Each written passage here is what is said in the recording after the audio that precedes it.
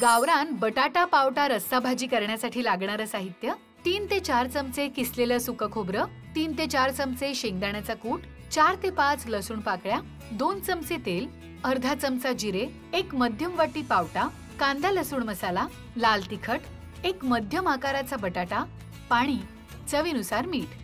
सुकं खोबरं, शेंगदाण्याचा कूट आणि लसणाचं वाटण तयार करायचं. आता जिऱ्याच्या फोडणीत पावटा परतायचा आणि यात कांदा लसूण मसाला, बटाटा, पाणी घालत झाकण ठेवत ही भाजी शिजवून घ्यायची. आता चवीप्रमाणे मीठ आणि तयार केलेलं वाटण घालायचं आणि उकळी काढायची. झाली आपली गावरान बटाटा पावटा रस्सा भाजी तयार. तर सगळ्यात आधी एक बेसिक वाटण त्याला लागेल. तर त्यासाठी मिक्सरच्या भांड्यामध्ये एक 3 ते 4 चमचे सुकं किसलेलं खोबरं घ्यायचं.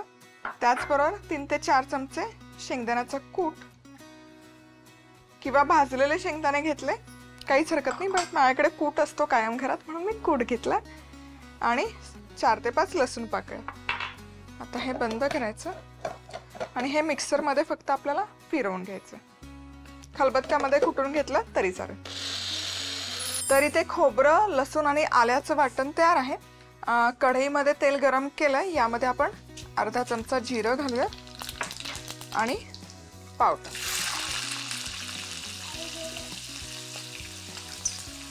तर हे पावटा असा येतो, याच्या शेंगा येतात सोलून, त्याच्या हे अशा बिया काढून घ्यायच्या. तेलावर आपण हे हलकसं फक्त एक 5 ते 6 मिनिट परतून घेणार आहोत.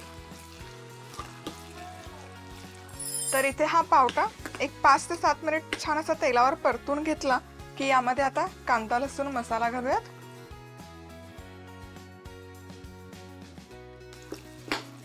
मिक्स करून घेऊयात. आता यामध्ये अर्थातच बटाट्याची सालं काढून त्याच्या अशा फोडी करून घेतलेल्या आहेत.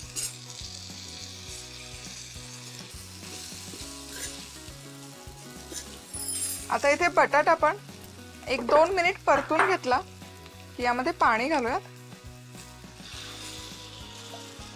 कितपत रस तुम्हाला हवाय तुमच्या भाजीला त्या अंदाजाने पाणी घालायचं. आहा, रंग बघा खूप सुरेख आलाय. आता झाकण ठेवूयात आणि एक 10 ते 15 मिनिट बटाटा मस्त शिजेपर्यंत शिजवून घेऊयात. साधारण एक 15 मिनिट मी हे बटाटा आणि पावटा शिजवून घेतला. आहा, जबरदस्त. तर सुवास इतका भन्नाट येतो आणि रंग बघू शकता किती सुंदर आला याला. हा बटाटा व्यवस्थित शिजला, पावटाही छान शिजलेला आहे. येस, छान मौसूद झाले दोन्ही. आता काय करायचं, अर्थातच महत्त्वाचा पार्ट, मीठ घालायचं चवीपुरतं. हे जे वाटण आपण करून घेतलंय खोबरं, लसूण आणि शेंगदाण्याचं, हे घालायचं. आणि हे आता आणखी एक 5 ते 7 मिनिट आपण शिजवून घेऊयात, जेणेकरून हा जो लसूणचा कच्चा स्मेल आहे तो निघून जाईल. झाकण ठेवायची गरज नाही. आता असंच उघडच आपण शिजवून घेऊयात. खूप छान, खूप जबरदस्त दिसतंय. आणि हा पावटा बटाटा रस्सा, शब्द नाही येत माझ्याकडे बोलायला. टेक्स्चर खूप छान आलाय, कन्सिस्टन्सी छान आली आहे. अस्सल गावाकडच्या पद्धतीच्या त्या स्टाईलचा हा रस्सा झालाय मस्त. कसा खायचा, ज्वारीची भाकरी गरमागरम चुरून त्यामध्ये हा रस्सा घालून खूप छान लागतं. भाताबरोबरही छान लागतं, पोळी फुलका त्याबरोबरही खाऊ शकता.